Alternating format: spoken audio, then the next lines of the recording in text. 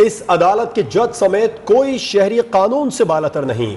जज साहिबान शीशानुमा घर में बैठकर बिला खौफ फैसले करते हैं। सुप्रीम कोर्ट ने जस्टिस काजी फायज ईसा केस का तफसीली फैसला जारी कर दिया। अहलिया सरीना ईसा की नजरसानी दरखास्तें अक्सरियत से मंजूर कर ली गई हैं। जस्टिस काजी फायज ईसा नजरसानी केस का तफसीली फैसला 9 माह बाद जारी।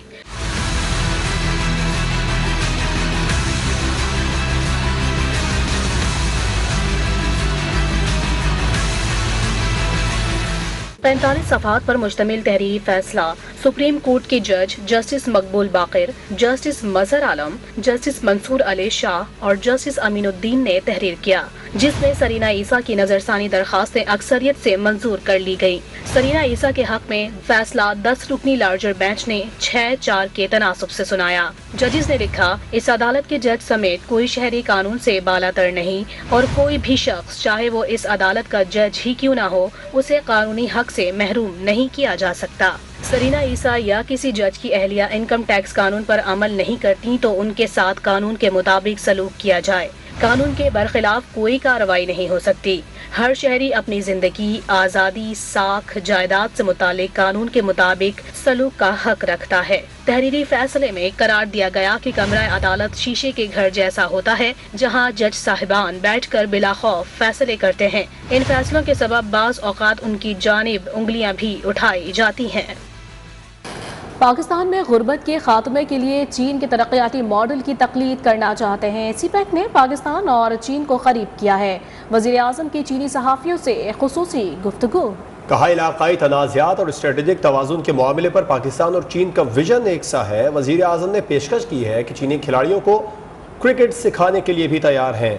वज़ीर आज़म ने मज़ीद कहा, कश्मीर में भारत ने इंसानी हुकूक की बदतरीन पामाली की है, मगर मगरिब में एक ख़ास खामोशी है।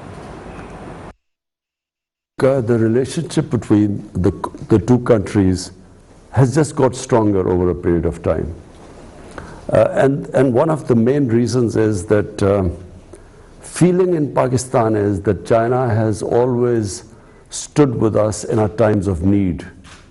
When Pakistan has over the years been in a difficult period, China has stood with us and Pakistan has stood with China. People in China don't play cricket.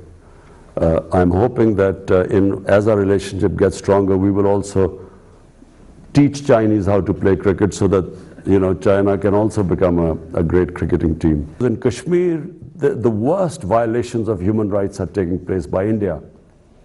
And somehow there is selective silence about human rights in Kashmir, where there's something like 9 million people who are, really basically living in the worst conditions in almost an open prison. Bilawal mayor Karachi का election लड़े। मुल्क की क़यादत के लिए बिलावल और मरियम दोनों बहुत भोले हैं, लिहाजा ये मुल्क इनके हवाले नहीं किया जा सकता। वफाकी वज़ीर इत्तलात फवाद चौधरी की तनकीद। कहा, बिलावल और मरियम का कद नहीं है कि वो खुद को कौमी लीडर कहें। उनका इन्हिसार फजलुर रहमान के मदरसे के बच्चों पर होता है। रावी मंसूबा हाउसिंग सोसाइटी नहीं बल्कि पूरा शहर है। अदलिया ने पॉलिसी फैसला साजी में दखल अंदाजी की है तो मुल्क को नुकसान हुआ।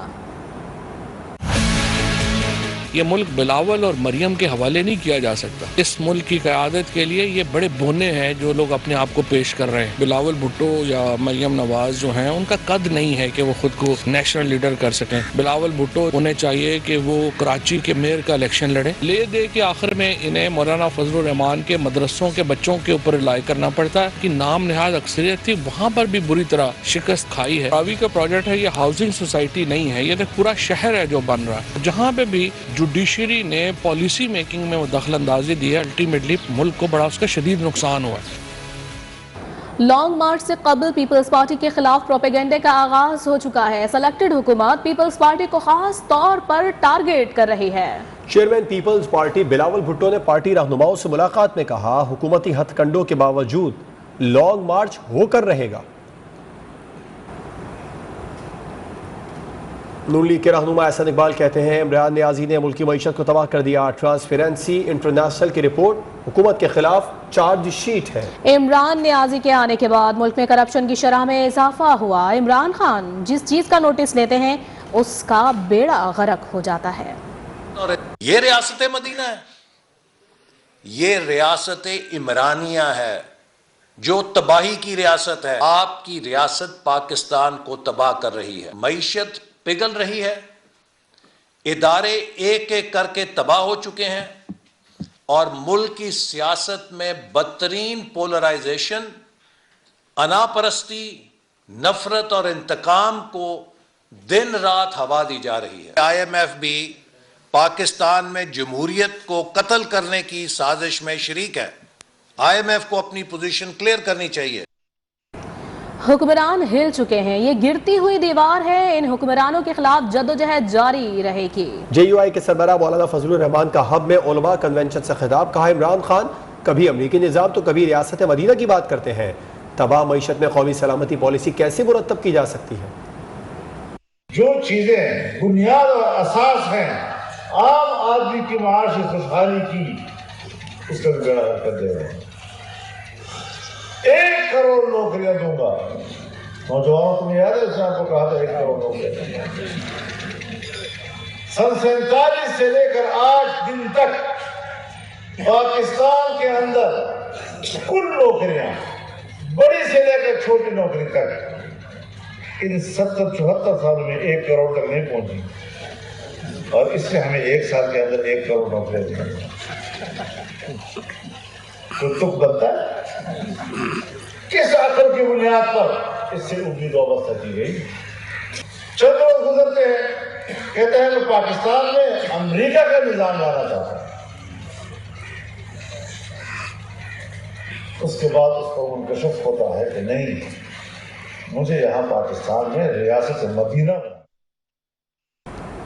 वज़ीर ख़ारिजा शाह महमूद कुरैशी कहते हैं 3.5 साल में किसी हुकूमती ओहदेदार का करप्शन केस सामने नहीं आया। अपोजिशन से मुल्क की तरक्की हजम नहीं हो रही। तहरीक इंसाफ की हुकूमत आईनी मुद्दत पूरी करेगी, इंतखाबात भी अपने वक्त पर ही होंगे। महंगाई हमारी हुकूमत के लिए एक बहुत बड़ा चैलेंज है। महंगाई पर जल्द काबू पाकर आवाम के सामने सुरखरू होंगे।